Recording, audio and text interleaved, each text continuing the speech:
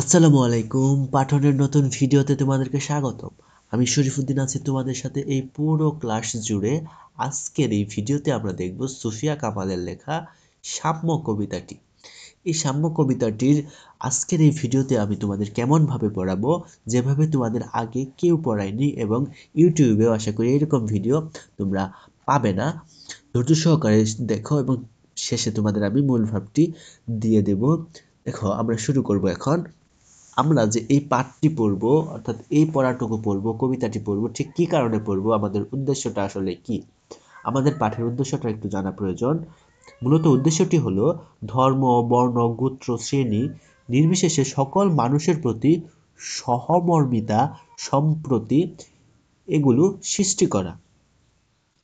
এই যে এই কবিতাটি একটা গুরুত্বপূর্ণ বিষয়, যেটা হলো তোমাদের পাঠ পরিচিতি লেখা আছে, সেটা হলো সাম্য কবিতাটি নৌল কিশোরের দরবারে গ্রন্থভুক্ত মিলিত সেবা সাম্য প্রীতিতে কবিতার একটা অংশ বিশেষ। এটা তোমাদের পরীক্ষায় আসতে পারে, এই অংশটুকু তোমরা দেখে নিবে।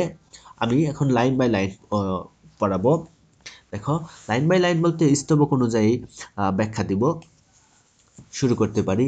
শতকের সাথে শতক হস্ত মিলিয়ে একত্রিত, সব দেশে সব কালে, কালে সবে হয়েছে সমুন্নত। এখানে কি বোঝাইছে? কবি মানব সমাজের ক্রমোন্নতির কথা তুলে ধরেছেন। শতাব্দীর পর শতাব্দী ধরে মানুষ একত্রিত হয়ে কাজ করে উন্নতির শিখরে পৌঁছেছে। আচ্ছা, আমি এটা কালারটা একটু কোনটা নিব? ব্ল্যাক নিলে, হ্যাঁ ব্ল্যাকই থাক। না, ব্ল্যাক আমরা রেড নিতে পারি, এটা তো অরেঞ্জ। আচ্ছা, অরেঞ্জই থাক।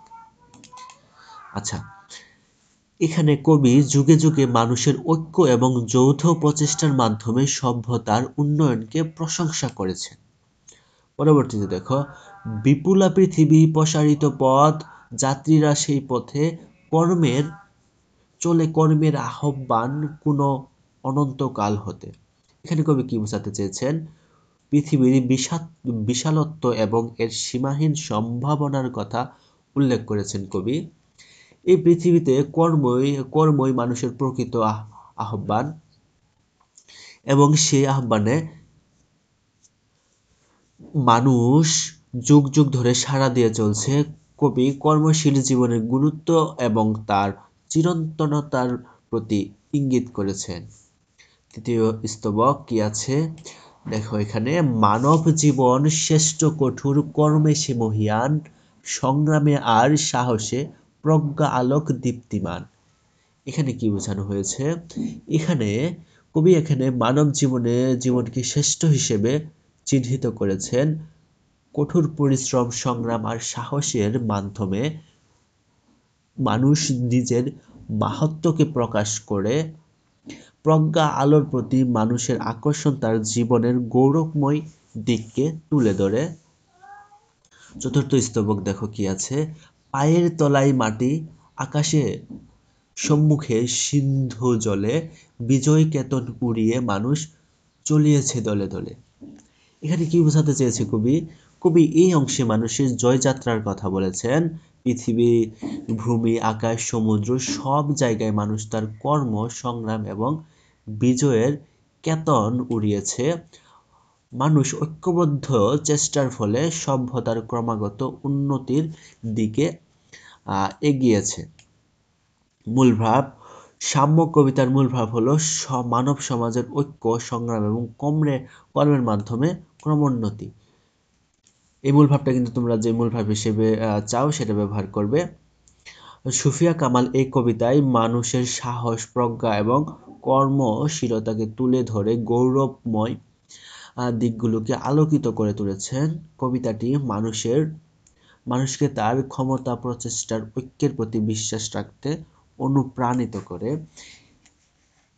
আমি তোমরা এখানে যদি লিখার প্রয়োজন হয় এখানে প্রোজ করা থাক, তোমরা এখান থেকে লিখো। তোমাদেরকে একটা কথা বলি, সেটা হলো যে এখানে সাম্যবাদী কবিতাটি, তার মানে বুঝতেই পারতেছো, সরি, সাম্য কবিতাটি বুঝতেই পারতেছো যে সাম্য অর্থাৎ ঐক্যের মাধ্যমে কিন্তু একটা ভালো একটা আউটপুট পাওয়া যায়।